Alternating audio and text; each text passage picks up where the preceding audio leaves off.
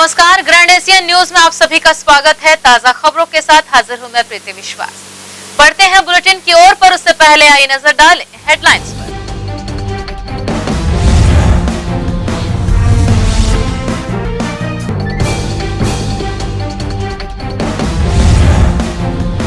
Jewellery दुकानों से सोना चोरी करने वाला पश्चिम बंगाल का अंतर्राज्यीय गैंग चढ़ा पुलिस के हत्थे। लगभग 25 लाख रुपए का सामान हुआ बरामद।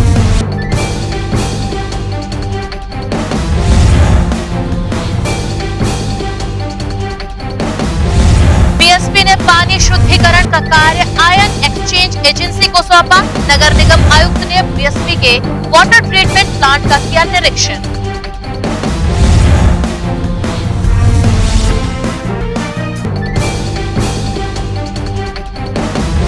बेमेतरा जिले के नांदघाट थाना क्षेत्र में युवती की जली हुई मिली लाश।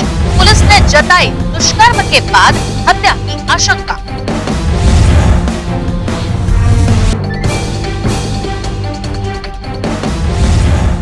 अब खबरें विस्तार से।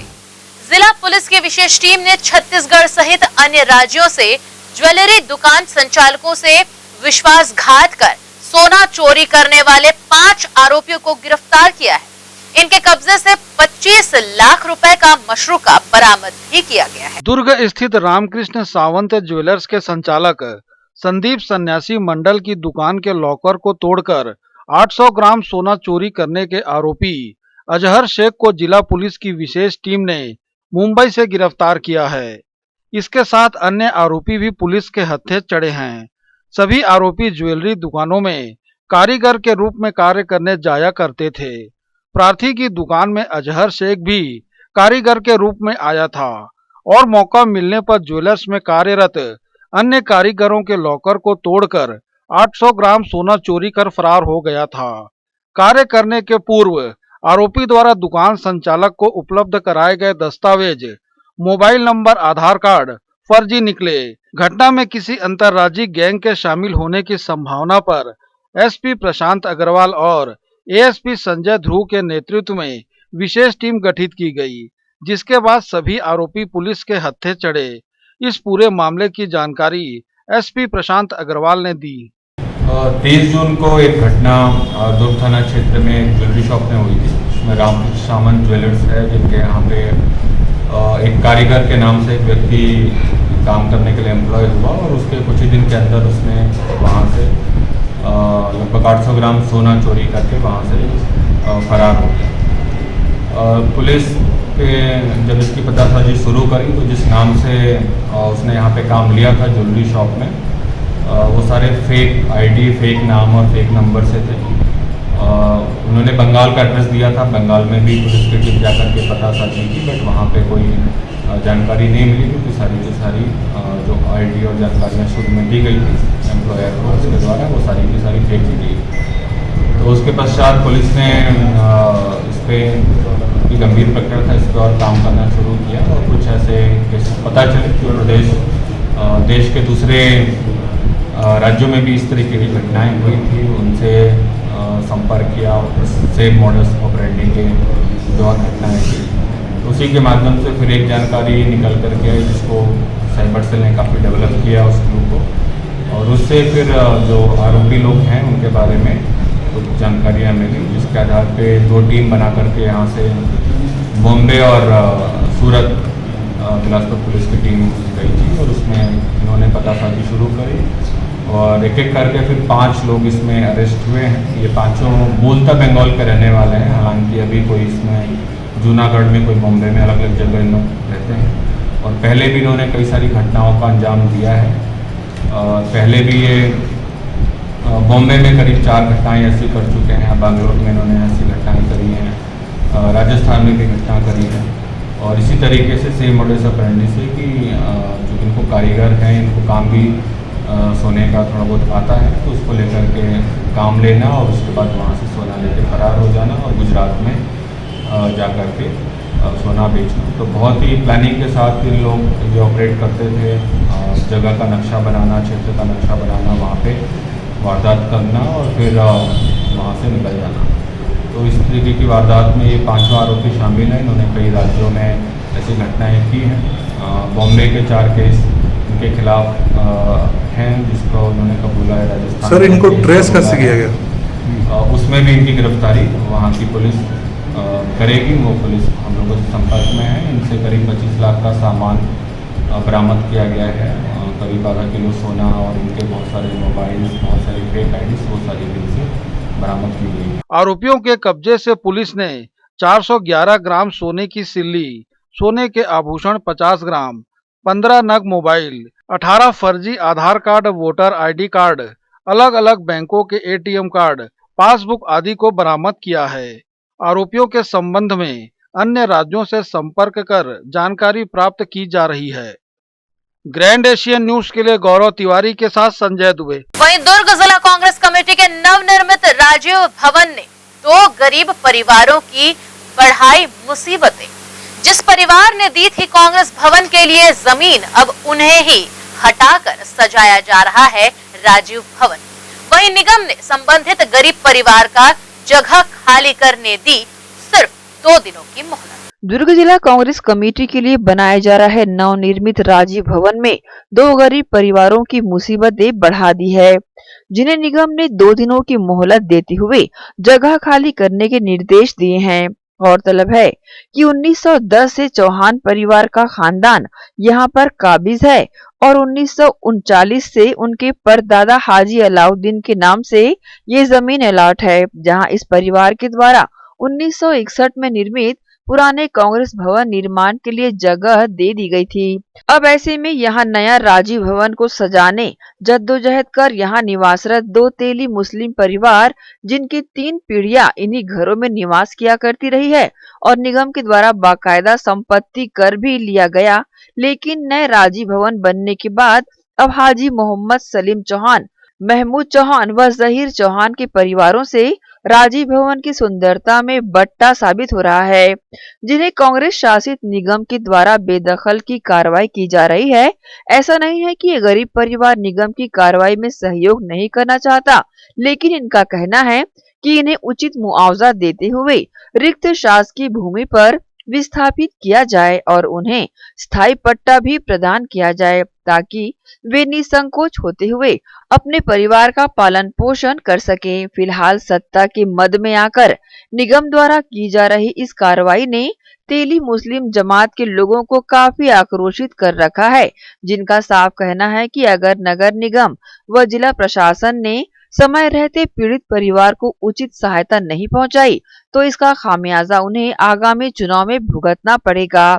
इस संबंध में ग्रैंड एशियन न्यूज के समक्ष पीड़ितों ने अपनी प्रतिक्रिया दी है। बहुत आक्रोश है। तेली समाज हमेशा कांग्रेस और मोतीलाल जी वोरा का साथ हमेशा दिया है, अरुण वोरा जी को साथ दिया, और आज अरुण वोरा जी हमारे साथ भेदभाव कर रहे हैं, जबकि ये जगह 1939 से हमारे परदादा हाजी अलाउद्दीन साहब के नाम से अलॉट थी।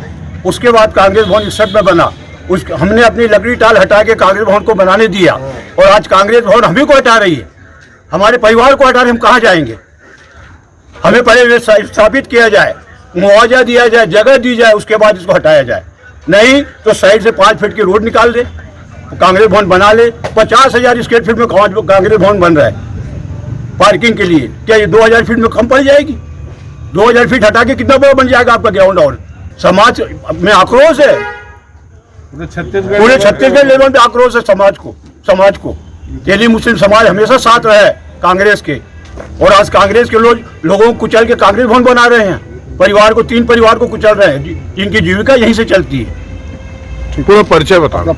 हाजी मोहम्मद सलीम चौहान, और ये तीनों चौहान परिवार है, हमारे दादा की जमीन पर बैठे हैं। ये हमारा 1939 से पट्टा है, और हम काबिज हुए या 1910 से। हमारा परिवार राजस्थान से 1910 में आया है। यहाँ तकलीफ है, हम लोग यहाँ 1939 से काबिज हैं। हमारे दादा परदादा लोग भी यहीं रहे हुए हैं, और लाइब्रेरी बनाने के लिए कांग्रेस भवन वाले ने जगह मांगी थी। हमारे परदादा ने लाइब्रेरी बनाने के लिए जगह दी थी इस जगह पे, और अभी तक हमको कोई यहाँ पर कोई नुकसान, किसी किस्म की कोई क्षति नहीं हुई है। लेकिन अभी 6 महीने से जब से कांग्रेस भवन राजीव भवन बनने का हुआ, लेकिन हमने विधायक जी से मुलाकात कर, विधायक जी हमको यही बोले कि यहाँ आपको कोई भी तकलीफ नहीं होगी, आप लोग जिस जगह पे हो वहीं पर रहोगे। लेकिन कल एक तहसीलदार साहब और निगम के अधिकारी, कांग्रेस के लोग आके हमको बोलते 2 दिन में इसको खाली करो। हम लोग खाली करके जाए तो जाए कहाँ पर? नोटिस हमको दिए नहीं है, हमको अभी तक आश्वासन ये दिया गया है। 6 महीने से चक्कर मारा विधायक महोदय के घर में और कांग्रेस जनों घर में, यही बोल रहे कि आप लोग सेफ हो, आप लोगों को कुछ नहीं होगा, आपको गली बना के दे दिया जाएगा। उसके बाद भी कल से जो है तकलीफ हमको दी है। कांग्रेस भवन का निर्माण हो रहा है वो स्वागत योग्य है, लेकिन यहाँ 39 से जो रह रहे हैं, जबकि कांग्रेस भवन 61 में बना है। मैं चाहता हूँ जो यहाँ रह रहे हैं छोटी छोटी बच्चियाँ हैं, अब इनके साथ क्या हो रहा है क्या नहीं हो रहा है, गरीब परिवार है, इनका व्यवस्थापन कर दे, उसके बाद हमको कोई दिक्कत नहीं है। अगर कांग्रेस भवन के निर्माण में अगर किसी गरीब को तकलीफ पहुंचेगी तो इसका अंजाम भुगतने के लिए तैयार रहे। बहुत समस्या है, बहुत साल से रह रहे हैं यहाँ, और अभी इतने दिन समस्या नहीं थी, लेकिन अब बहुत समस्या आ गई है। अब हमको 2 दिन में हटाने के लिए बोल रहे हैं। मैं 5 बच्ची हैं मेरी, मैं कहाँ लेके जाऊँगा? और मेरे छोटी छोटी बच्ची लोग हैं। मैं 6000 में नौकरी करता हूँ, जोरासी से जाता हूँ, और शाम को सवेरे 7 बजे आता हूँ, रात को 9 बजे आता हूँ। मैं कैसे अपना घर चला रहा हूँ मैं जान रहा हूँ। और शासन अभी हम कहाँ जाएंगे? हमको बना के दे मकान, और हमको अगर हमारा मकान तोड़े तो हमको बना के दे मकान, मुआवजा के साथ। आपको खाली करने का नोटिस मिला है? जी नहीं मिला अभी, हमको कोई नोटिस नहीं मिला, कुछ नहीं। हमको बोला कि मुख जबानी बोले कि आपको कुछ नहीं होगा, आप आराम से रहो, कुछ नहीं होगा, आपको नहीं हटाया जाएगा। विधायक साहब ने कल जो हटाने आए थे वो कौन थे? विधायक महापौर, विधायक आर.एन. वर्मा जी। कल भी विधायक थे? जी। उनके सामने बोला गया कि आप उसको खाली कीजिए करके। जी हाँ। तो विधायक ने कुछ नहीं कहा? नहीं कुछ नहीं कहा, चले गए। एक तरफ ये परिवार कोरोना काल व लॉकडाउन का दंश झेल रहा है, तो वहीं कांग्रेस भवन के बगल निवासरत 3 बेटियों वाला गरीब परिवार अब घर से बेघर हुए जाने को लेकर काफी चिंता में पड़ा हुआ है। अब देखना यह है कि दुर्ग शहर विधायक व महापौर इस दिशा में किस तरह का सार्थक प्रयास करते हैं, जिससे इन परिवारों के सर पर छत नसीब हो पाए। क्या कांग्रेस अपनी शालीनता का परिचय देते हुए इन बेघर हो रहे बच्चों के सर पर साया बना पाती है या कि नहीं? ग्रैंड एशियन न्यूज के लिए दुर्ग से नसीम फारूकी की रिपोर्ट। भारतीय जनता पार्टी दुर्ग जिला कार्यालय में शुक्रवार को भाजपा के हेल्थ वॉलंटियर्स की बैठक संपन्न हुई। बैठक में कोरोना संकट को देखते हुए जिले भर से सभी मंडल मुख्यालयों से भाजपा चिकित्सा प्रकोष्ठ सहित प्रत्येक जिले से एक युवक युवती, चिकित्सीय जानकार व IT जानकार को प्रशिक्षण हेतु आमंत्रित किया गया था। कार्यशाला के दौरान प्रदेश मंत्री उषा टावरी, भाजपा जिला अध्यक्ष डॉक्टर शिव कुमार तमेर, पूर्व महापौर एवं प्रदेश कार्य समिति सदस्य चंद्रिका चंद्राकर के समक्ष 21 चिकित्सकों ने भाजपा प्रवेश किया, जिनका भाजपा का गमछा पहनाकर स्वागत किया गया। भारतीय जनता पार्टी एक योजनाबद्ध तरीके से आगे बढ़ती है और विपक्ष में रह के वो सकारात्मक विपक्ष की भूमिका निभाती है। इसीलिए अभी जो नियुक्तियां हुई हैं मोर्चों की, प्रकोष्ठ की, अभी युवा मोर्चा की नियुक्ति हुई है, पदाधिकारियों की, महिला मोर्चा की नियुक्ति हुई है, और झुग्गी झोपड़ी प्रकोष्ठ की नियुक्ति हुई है, स्वास्थ्य प्रकोष्ठ की नियुक्ति हुई है, सांस्कृतिक प्रकोष्ठ की नियुक्तियां हुई हैं। ये योजनाबद्ध तरीके से हुई हैं और इसमें हमारे वरिष्ठों ने बहुत ज्यादा अहम भूमिका निभाई है। उन्होंने उनका दायित्व उसी को दिया है जो इस क्षेत्र में कार्य करते हैं, जो इस क्षेत्र में कुछ नॉलेज रखते हैं, अन्यथा उन लोगों को नहीं दिया गया है। और मेन उन लोगों को दिया गया है जो समाज के लिए कुछ करना चाहते हैं, क्योंकि भारतीय जनता पार्टी की विचारधारा सबसे मेन ये है कि वो अंत्योदय तक अपनी योजनाएं पहुंचाना चाहती है, भले वो केंद्र सरकार की हो, भले वो राज्य सरकार की हो, ये वहां तक पहुंचे। यही हर कार्यकर्ता का, हर पदाधिकारी का, हर जो भारतीय जनता पार्टी से जुड़ा हुआ है उसका एक ही ध्येय रहता है। इसीलिए मंडल स्तर पे हमारी मीटिंग्स होती है, जिला स्तर पे होती है, वर्चुअल मीटिंग्स होती है। अगर ये जो कोरोना काल चल रहा था इसमें हम लोग बाहर नहीं कर पा रहे थे, लेकिन वर्चुअल मीटिंग लगातार हो ही जा रही थी और वरिष्ठ लोग हमारे को अपना मार्गदर्शन दे रहे थे और जो एक निचले स्तर की जो समस्याएं हैं उसको बहुत ही सुन रहे थे और योजनाबद्ध तरीके से उसको कंप्लीट करने की, उसको सॉल्व करने की कोशिश भी कर रहे थे। ये एक भारतीय जनता पार्टी का बहुत ज्यादा मूल उद्देश्य है और जागरूक करना, प्रशासन को भी बताना और एक आम आदमी के साथ लगे रहना, जागरूक करना। धरना प्रदर्शन ही भी एक हिस्सा है, ज्ञापन सौंपना भी एक हिस्सा है। जैसे अभी हमारे किसान मोर्चा के लोगों ने हमारा ज्ञापन सौंपा है कलेक्टर को, झुग्गी झोपड़ी वालों ने कलेक्टर को ज्ञापन सौंपा है 1 नेशन 1 राशन कार्ड के लिए। इसमें बोला गया है कि जब दूसरे राज्यों में ये सब योजनाएं लागू हो गई हैं तो यहां पर क्यों नहीं हुई हैं। 1 नेशन 1 राशन कार्ड की योजनाएं बहुत ज्यादा जरूरी है लागू करने के लिए और सभी लोग अपना अपना दायित्व निभा रहे हैं, अपना अपना दायित्व कर रहे हैं और हम लोग भारतीय जनता पार्टी निरंतर समाज के लिए वो लगी रहेगी, भले वो विपक्ष में हो भले वो सत्ता में हो, इससे कोई फर्क नहीं पड़ता है। बस एक विचारधारा से हम जुड़े हुए हैं, समाज के लिए, अपने देश के लिए, अपने प्रदेश के लिए, अपने शहर के लिए, अपने गांव के लिए कार्य करना है। भिलाई इस्पात संयंत्र ने पानी शुद्धिकरण के लिए आयन एक्सचेंज एजेंसी को काम सौंपा है। एजेंसी ने इस पर कार्य करना आरंभ भी कर दिया है। नगर निगम आयुक्त ऋतुराज रघुवंशी ने बीएसपी के वाटर ट्रीटमेंट प्लांट का निरीक्षण किया। उन्होंने केमिकल हाउस में बीएसपी के अधिकारियों से चर्चा की। बीएसपी अधिकारियों ने आयन एजेंसी के कार्यों और तकनीकी की जानकारी दी। पेयजल के लिए अन्य कार्यों पर निगम आयुक्त ने बीएसपी के अधिकारियों से फीडबैक लिया।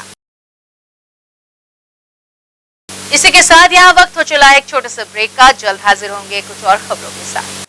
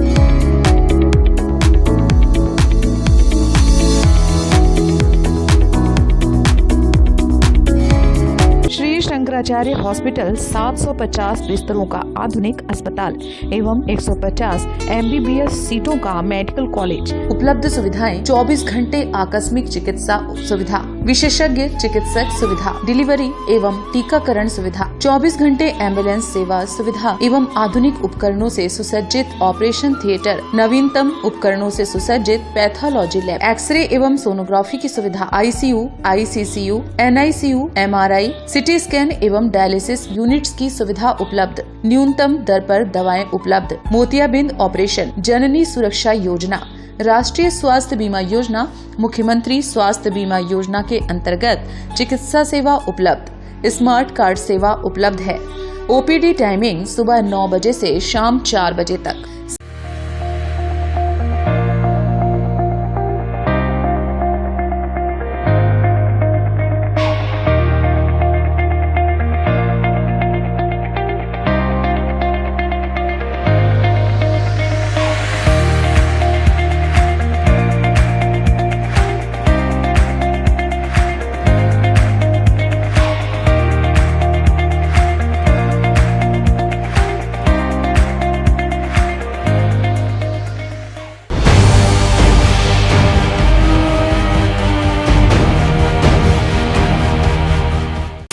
बाद बुलेटिन में आप सबका स्वागत है। बढ़ते हैं आगे की खबरों की ओर।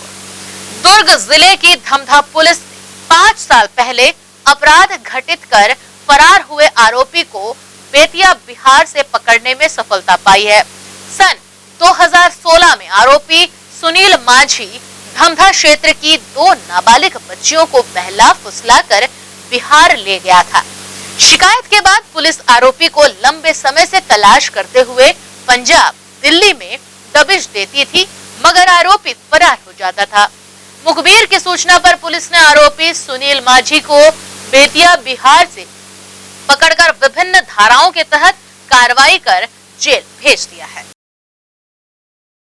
2016 में दारगांव के दावराम जी के द्वारा रिपोर्ट लिखा गया था कि उनकी बच्चियों को बिहार के 2 लड़के लेके चले गए हैं। रिपोर्ट पर अपराध पंजीबद्ध के जांच लिया गया था। वर्तमान में हमको लोकेशन मिला था कि आरोपी पंजाब में है। टीम गठित करके एसपी साहब के निर्देशानुसार भेजा गया था। जब हमारी टीम पंजाब पहुंची पता चला कि अपना लोकेशन बदल लिया है और बिहार चला गया है। हमारी टीम ने उसके लोकेशन के आधार पर बिहार में दबिश दिया और उसके घर से उसको पकड़ के थाना लाया है और रिमांड में जेल भेजा। ये मामला कब का है? वर्ष 2016 का मामला है। अहिवारा विधानसभा क्षेत्र के मंगल भवन में भाजपा द्वारा मंडल स्तर की बैठक आयोजित की गई। इस पहली मंडल स्तर की बैठक में भाजपा प्रदेश कार्य समिति सदस्य राकेश पांडे, भाजपा भिलाई के पूर्व जिलाध्यक्ष व पूर्व विधायक सावलाराम डाहरे, नगर पालिका परिषद अहिवारा के अध्यक्ष नटवर ताम्रकर शामिल रहे।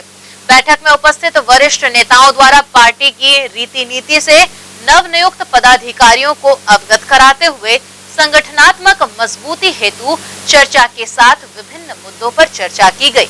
साथ ही आगामी दिनों की रूपरेखा भी तय की गई। बैठक को लेकर उपस्थित लोगों ने अपनी प्रतिक्रिया ग्रैंड एशियन न्यूज के समक्ष दी। हमारे भारतीय जनता पार्टी में कार्य समिति की बैठकें होती हैं। वो भारतीय जनता पार्टी की कार्य पद्धति का हिस्सा है।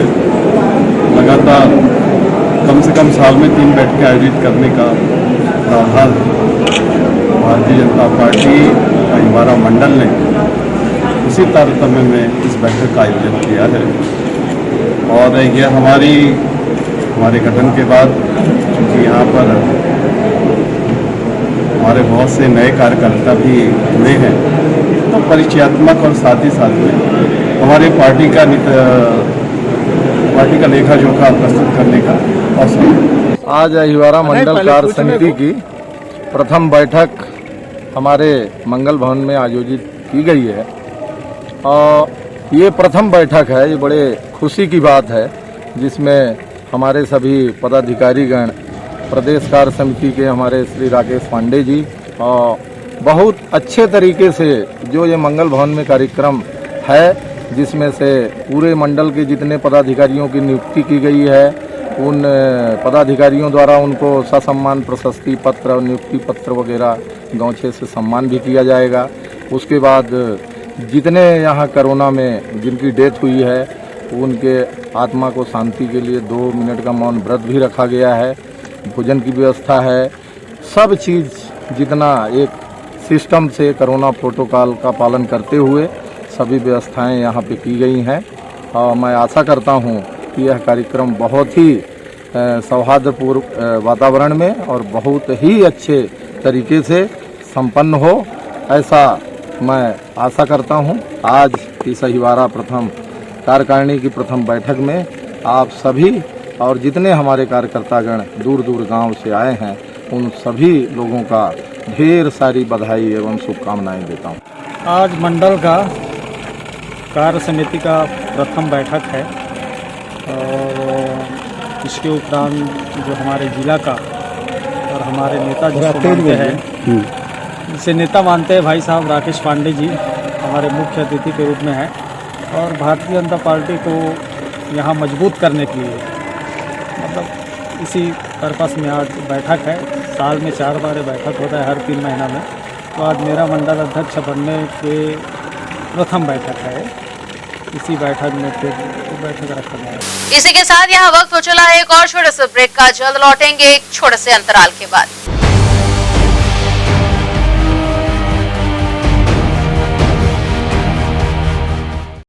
हर्पिस, HIV एड्स और हेपेटाइटिस ये वायरस जन्य रोग है ये ज्यादातर रक्त धारा में मौजूद होता है, जिसमें एक तंतु अनुवांशिक अणु होता है।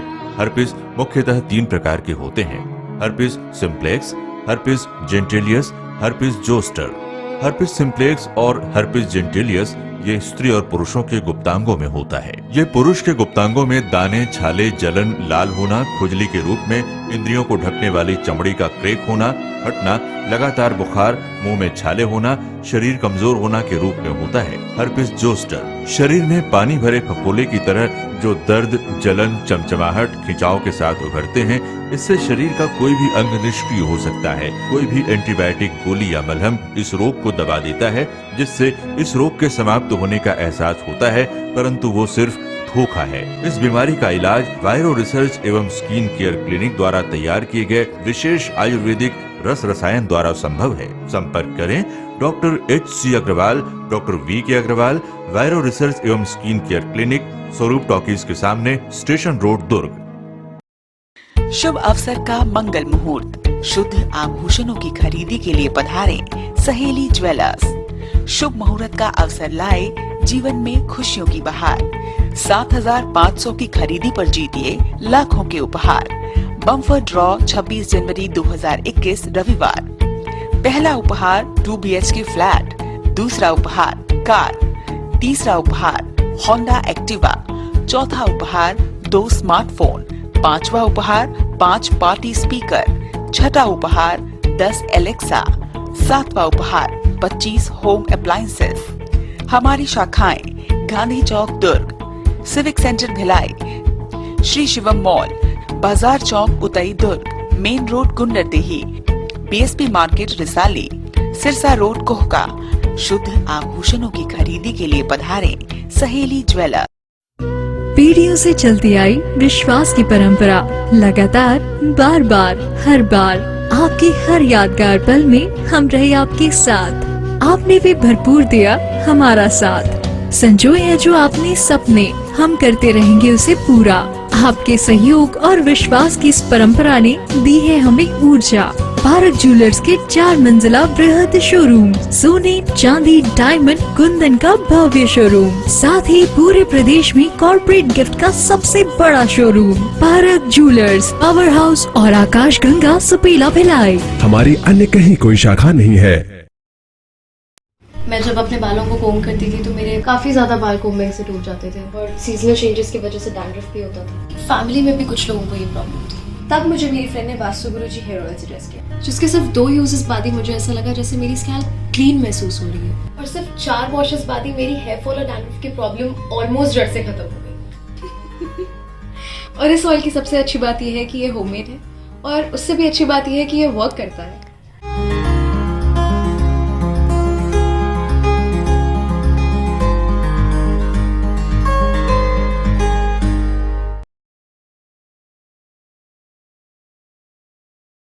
भिलाई के प्रमुख स्थल पावर हाउस में स्थित होटल शिव प्रभा इन एवं town king the family restaurant नवीन साज सज्जा एवं आधुनिक सुविधाओं से लैस। हमारी विशेषताएं: economic suite, executive suite, premium suite and presidential suite. Town king the family restaurant, लाजवाब स्वाद से भरपूर नाश्ते एवं भोजन की उत्तम व्यवस्था। Banquet hall, party hall, conference hall, free Wi-Fi internet, new elevator, travel assistance, safe deposit vault and godown, special tariff plan for corporate, marriage and other functions. Online booking facilities available. Sweet home away from home. Power House railway station व bus stand से मात्र 500 metre पर स्थित hotel Shiv Prabha inn and town king the family restaurant, 46 C market, अपना KC laws के बाजू में। Power house Bhilai. Contact 98932 15251 और 8966 981590।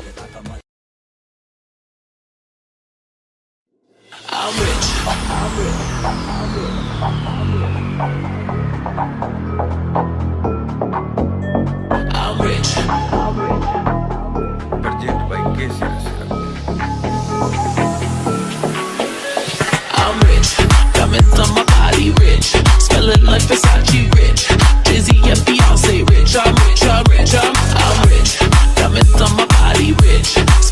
like Versace rich. Jay-Z and Beyonce rich. I'm rich, I'm rich, I'm rich. I'm rich. I'm rich. Diamonds on my body rich. Smelling like Versace rich. Jay-Z and Beyonce rich. I'm rich, I'm rich, I'm rich.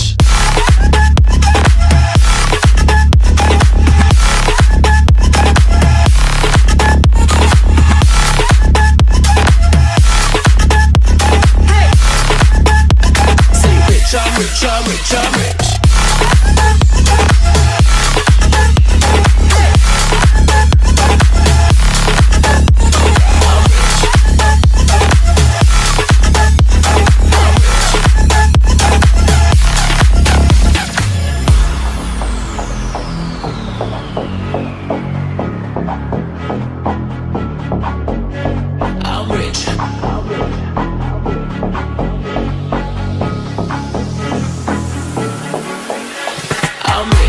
Diamonds on my body rich. Smelling like Versace rich.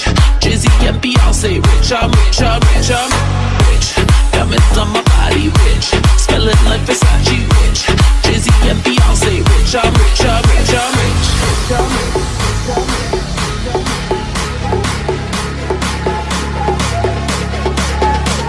I'm rich. Diamonds on my body.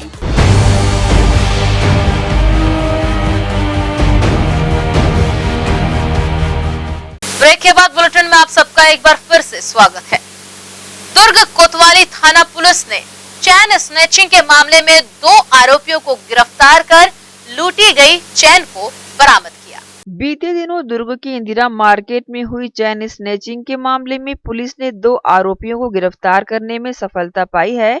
Police ने इस मामले में ग्राम बिरेजर के निवासी निहाल सोनी व चंद्र कुमार साहू को गिरफ्तार भी किया है। गौरतलब है कि 2 दिन पहले शहर के हृदय स्थल इंदिरा मार्केट में जूस कॉर्नर के पास जूस पी रही मनोरमा ठाकुर के गले से सोने की चैन लूटकर 2 युवक फरार हो गए थे, जिसकी सूचना पर आरोपियों की पतासाजी में लगी पुलिस ने शहर के सभी चौक चौराहों पर लगे सीसीटीवी कैमरे की मदद से आरोपियों की पहचान की और ग्राम बिरेझर से दोनों आरोपियों को धर दबोचा, जो लूटी हुई चैन को बेचने की फिराक में घूम रहे थे, जिनके पास से पुलिस ने लूटी हुई चैन बरामद की है।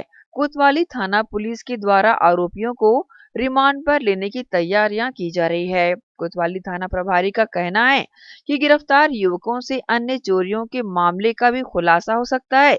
संपूर्ण कार्रवाई में निरीक्षक राजेश बागड़े, पूरनदास, आरक्षक जावेद खान, प्रदीप ठाकुर, फारूक खान, धीरेन्द्र यादव की अहम भूमिका रही।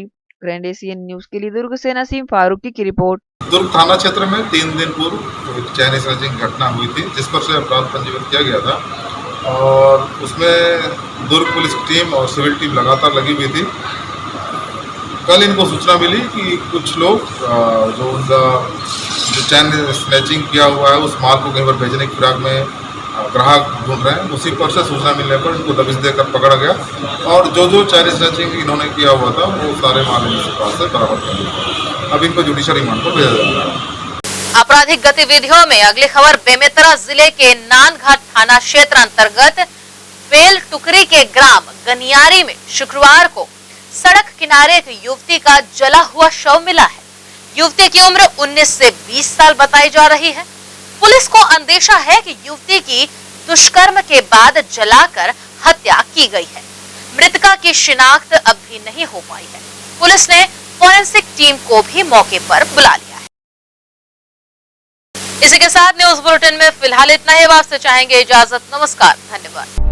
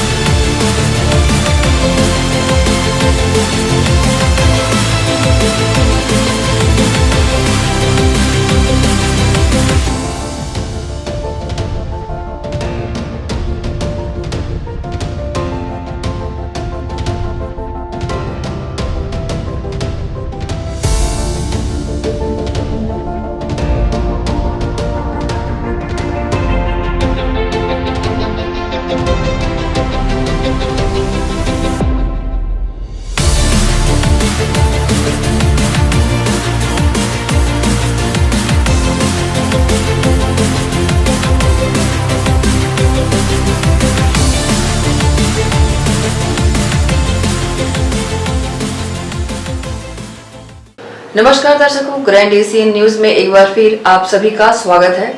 जी हाँ, चिकित्सा जगत से जुड़े नामचीन हस्तियों से हम आपको रूबरू करा रहे हैं और ऐसी बीमारियां जिनको सुनकर के लोगों के रोंगटे खड़े हो जाते हैं, उसका किस तरह उपचार कर उन लोगों के मन से ये भय को दूर कर रहे हैं, ऐसे डॉक्टरों से हम आपको लगातार मिला रहे हैं। और आज इस वक्त हमारे साथ मौजूद है डॉक्टर अनंत केकरे। जी हाँ, नमस्कार दर्शकों को।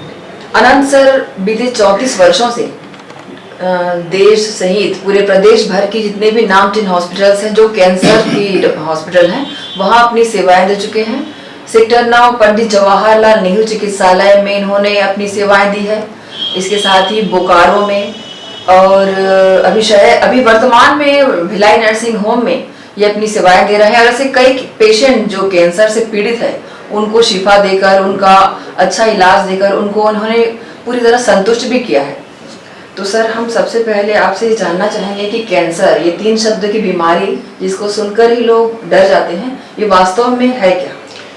कैंसर एक भयावह बीमारी है लोगों के दिमाग में, पर ऐसा है नहीं। एक तो कैंसर में होता ये है कि किसी बाहरी कीटाणु से अधिकतर नहीं होती है, बहुत रेयर केस में कुछ कीटाणु इन्वॉल्व होते हैं, वरना ये अपने शरीर की ही कोई कोशिका नॉर्मल ग्रोथ करने लगती है, आसपास की कोशिकाओं का खाना ले लेती है, आसपास की कोशिकाओं को खाने लगती हैं और फिर बढ़ते बढ़ते खुद डिवाइड होके बहुत सारे अपनी जैसी कोशिकाएं बना देती है नॉर्मल, और फिर वो खून के द्वारा सारे शरीर में फैल के सारे शरीर को खा जाती है। तो एक तरह से ये भयावह इसलिए कि जब फैलने लगती है तब इसका इलाज हो जाती है, पर इसको अगर पहले या दूसरे स्टेज में इलाज करें तो ये पूरी तरह से ठीक हो सकते हैं। खासकर जो भारतवर्ष में कैंसर होते हैं, जैसे बच्चेदानी का कैंसर है महिलाओं में, स्तन का कैंसर है महिलाओं में, ये सबसे ज़्यादा होता है।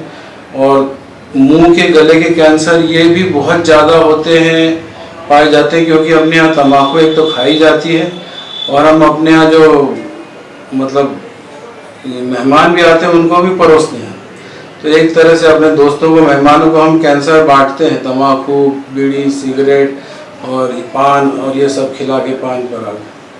तो ये कॉमन कैंसर्स हैं जो अपने यहाँ। जैसा कि अभी आपने बताया मुंह के कैंसर के बारे में, क्या ये किसी के खान पान में या फिर क्या चीज ऐसी इस्तेमाल करने में आ जाती है जो मुंह कैंसर जो भयावह रूप है? ये जानना बहुत जरूरी, क्योंकि ये टोटली प्रिवेंटेबल है। पहली बात, मुंह का कैंसर, गले का कैंसर टोटली प्रिवेंटेबल है। इसमें सबसे पहले तो तम्बाकू खाना छोड़ दें, गुड़ाखू तम्बाकू किसी भी फॉर्म में, तम्बाकू खाना, तम्बाकू चबाना, सिगरेट पीना, बीड़ी पीना। लोग सोचते हैं बीड़ी सेफ है, बीड़ी भी कोई सेफ नहीं है।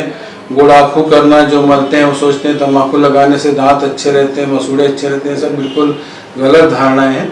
इनकी वजह से ये सबसे ज़्यादा अपने यहाँ हो रही, क्योंकि अपन खरीदते भी हैं इसको और परोसते भी हैं लोगों को। सर, महिलाओं में स्तन कैंसर देखा जाता है, क्या कारण है महिलाओं में स्तन कैंसर पनपने का?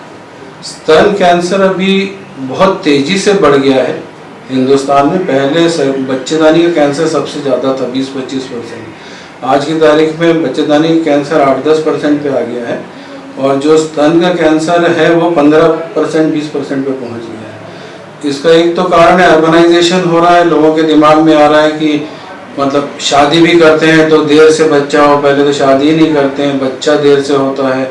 और बच्चा होने की प्रक्रिया में जो हार्मोनल चेंजेस होते हैं उसमें इसमें प्रोटेक्शन मिलता है, एक तो कैंसर से प्रोटेक्शन मिलता है। तो बच्चा ना होना, अकेले रहना, शादी ना करना, इसमें इसकी संभावना ज़्यादा है। और अनुवांशिक भी है, अगर आपके परिवार में किसी को, महिला को स्तन का कैंसर है तो आपको स्तन का कैंसर होने की संभावना कई गुना बढ़ जाती है। तो इसलिए आपको सतर्क रहना चाहिए, जांच करवाते रहना चाहिए 40-45 साल की उम्र के बाद। और अगर आपकी बहनों में या आपकी मतलब फैमिली रिलेशंस में किसी को कैंसर है ये स्तन का या आंत का, तो आपको सतर्क रहना चाहिए, क्योंकि इसमें भी आपको ये स्तन का कैंसर होने की संभावना ज़्यादा है। आपको खुद को अगर स्तन का कैंसर है, वो इलाज होकर ठीक हो गया है, तो दूसरे स्तन में कैंसर होने की संभावना भी ज़्यादा है दूसरे पॉपुलेशन से। तो इसलिए स्तन का कैंसर होने का कारण बेसिकली वही है कि जल्दी शादी ना होना, देर से बच्चा होना, और या बच्चा ना ही होना, या अकेले रहना, या विडोज जो रहती है उनमें ज़्यादा ये होता है। मस्तिष्क में अक्सर जो ट्यूमर पाया जाता है बाद में वो कैंसर का रूप ले लेता है, ऐसा धारणा लोगों की है, क्या ऐसा? नहीं, ऐसा नहीं है। मस्तिष्क में भी बहुत सारे ट्यूमर्स होते हैं जो कैंसरस नहीं होते। कैंसरस ट्यूमर बहुत कम होते हैं, पर यूजुअली ब्रेन में क्या होता है, जो कैंसरस ट्यूमर नहीं भी होते हैं तो ब्रेन में जगह नहीं होती है। ब्रेन में जब ट्यूमर पनपने लगता है तो बिनाइन भी हो, नॉन कैंसरस भी हो, तो वो जगह घेरने के कारण आसपास की टिश्यूज को डैमेज करता है, जिसके कारण नुकसान करता है, इसलिए निकालना पड़ता है। तो लोग बाग डरते इसलिए कि ये क्या चीज़ है, ये कैंसर ही हो गया है क्या, हाथ पाँव में कमजोरी आना चालू हो गई। वो बिनाइन ट्यूमर से भी हाथ पाँव में कमजोरी आ सकती है। सर, हमने जब यहाँ एंट्री की, आप एक महिला का कीमो कराया, उसका आप ट्रीटमेंट कर रहे थे, उसका रूटीन चेकअप कर रहे थे। मुंह कैंसर जो होता है वो अगर मान लो हो गया मुंह में, उसका क्या उपचार है और किस स्टेज में पता चलता है कि इलाज करना है? एक्चुअली सबसे अच्छा क्या है कि मुंह के कैंसर और बच्चेदानी कैंसर ये जल्दी पकड़े जा सकते हैं। महिलाएं अधिकतर अपनी परेशानियां बताती नहीं, घर में भी नहीं बताती हैं, डॉक्टर से जाके बताना तो बहुत दूर की बात होती है, तो इसीलिए देरी हो जाती है। वरना छोटी सी चीज़ें जो अगर वो ध्यान दें, जैसे कि मुंह में कोई छाला हो रहा है जो भर नहीं रहा है, मुंह में काला धब्बा आ गया है, मुंह में सफ़ेद धब्बा आ गया है, आप तम्बाकू भी खाते हैं, आप बहुत तीखा भी खाते हैं, तो ये सब चीज़ें अगर आपकी हैं तो आपको तुरंत जाके जांच करवा लेनी चाहिए या दिखा लेना चाहिए कम से कम कि कैंसर तो नहीं है। लोग बाग ये करते हैं कि बी कॉम्प्लेक्स दे दिया, महीना तक बी कॉम्प्लेक्स खा रहे हैं, एंटीबायोटिक खा रहे हैं, ठीक नहीं हो रहा। आप 15 दिन 20 दिन महीना भर देख लो नहीं भर रहा है तो जाके दिखाइए।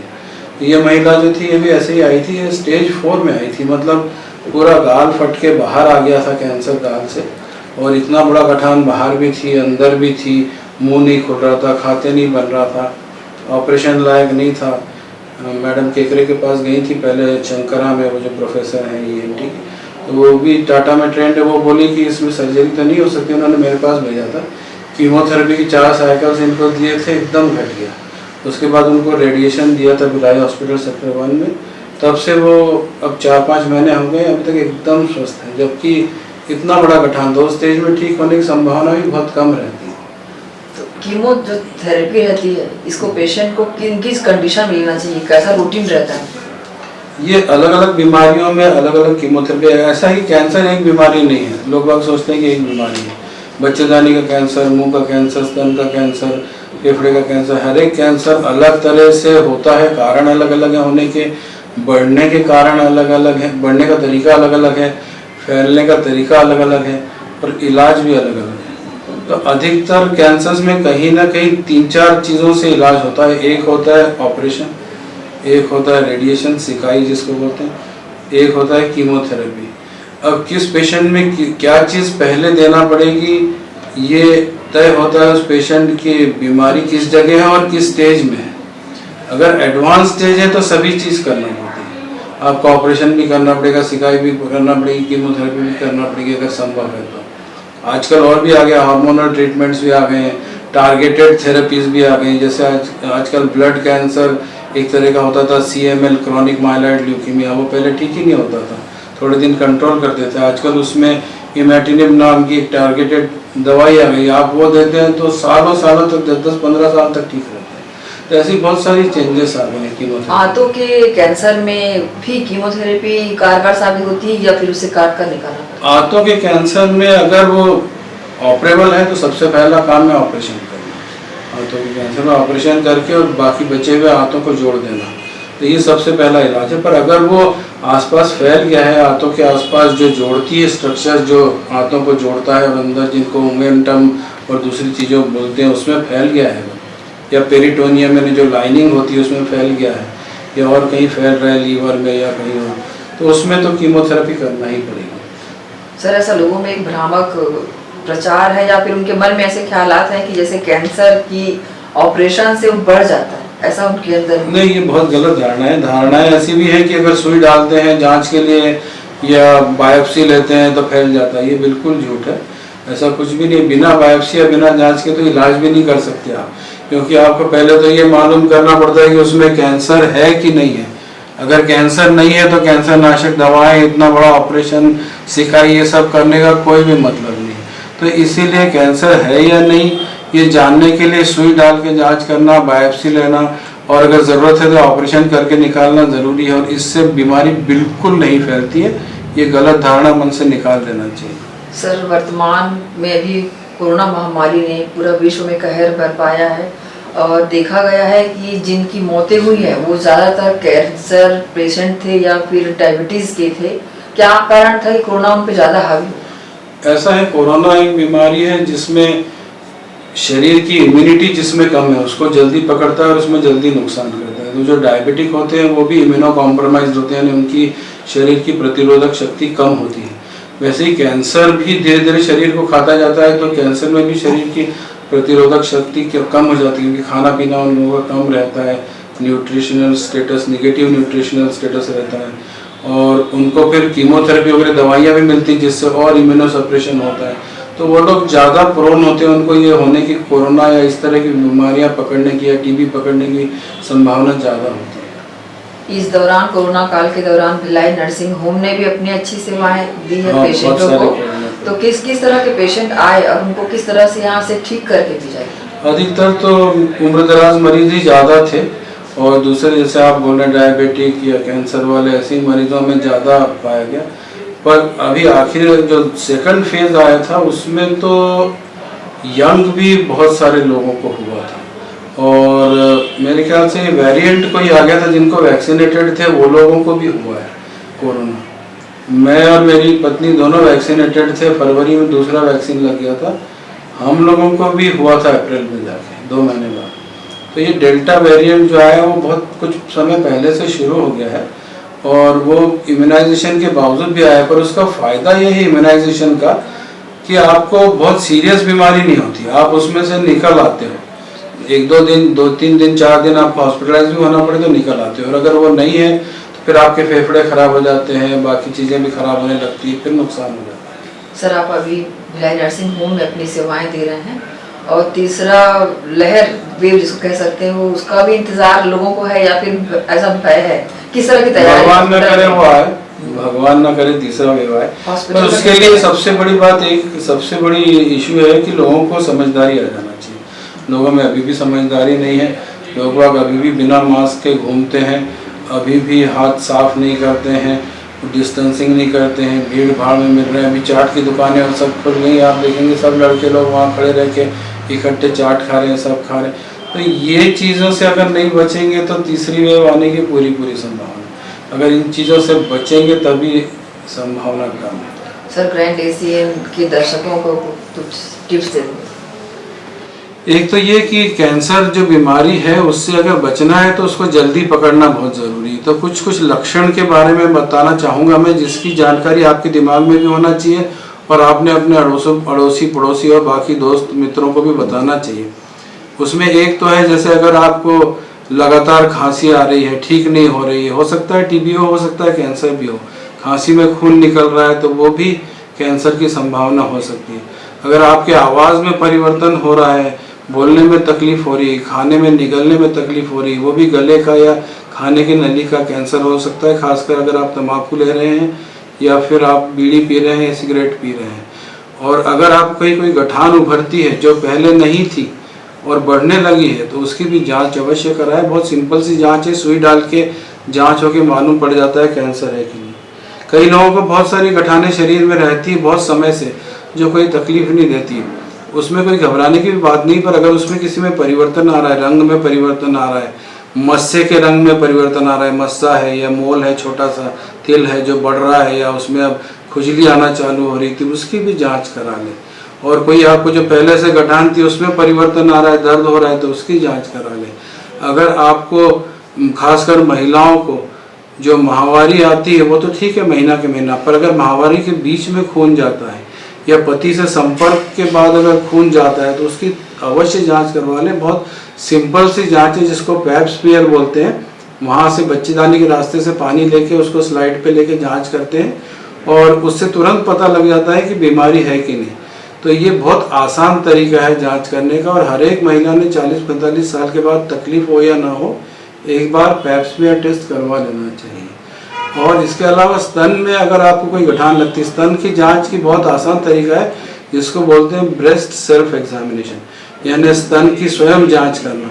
उसके लिए आप जब नहाने जाते हैं तो वहाँ एक मिरर लगा रहे, उसके सामने खड़े होकर एक हाथ ऊपर करिए, दूसरे हाथ से फ्लैट हाथ से ऐसी जांच करिए। अगर कोई गठान लगे तो तुरंत जाके मिलिए। ऐसे दोनों स्तन की जांच करें। आप देखें कि स्तन बराबर है कि नहीं, कोई स्तन बड़ा हो रहा है या छोटा हो रहा है, कोई स्तन में सिकुड़ाहट आ रही है, कहीं लालपन आ रहा है, तो वो भी जाके दिखा दीजिए। स्तन के निपल से अगर कोई डिस्चार्ज आता है तो भी जाके डॉक्टर को दिखा दीजिए। तो ये कुछ चीज़ें, जैसे अगर आपको टट्टी में या पेशाब के रास्ते से खून जाता है तो दूसरी भी बीमारियां हो सकती है, डिसेंट्री भी हो सकती है, पर अगर वो ठीक नहीं हो रहा है तो वो कैंसर भी हो सकता है, पाइल्स भी हो सकती है, कैंसर भी हो सकता है। ऐसे ही पेशाब में अगर खून जा रहा है तो किडनी का या यूरिनरी ब्लैडर का कैंसर भी हो सकता है। तो ये सब चीज़ें, कहीं से भी खून जाना, नाक से, मुंह से, कान से, तो उसकी जांच ज़रूर करवा लेनी चाहिए। तो ये कुछ लक्षण हैं जो इम्पोर्टेंट लक्षण, अगर इनका ध्यान रखें तो स्टेज 1 में अगर पकड़ा जाता है तो 100% अधिकतर कैंसर ठीक हो जाता है। सर, आपका बहुत बहुत धन्यवाद। आपने हमारे दर्शकों को कैंसर संबंधित जानकारियाँ दी, उसका उपचार के बारे में बताया सर। धन्यवाद आपको भी और दर्शकों को भी धन्यवाद। तो ये थे हमारे साथ डॉक्टर अनंत केकरे सर, MD कैंसर विशेषज्ञ। इन्होंने अपनी सेवाएं कई सारे अस्पतालों में दी है, कई पेशेंटों को ठीक किया है और हमें भी और दर्शकों को भी आज कैंसर संबंधित बीमारियों के बारे में जानकारी और उपचार के बारे में बताया। नमस्कार।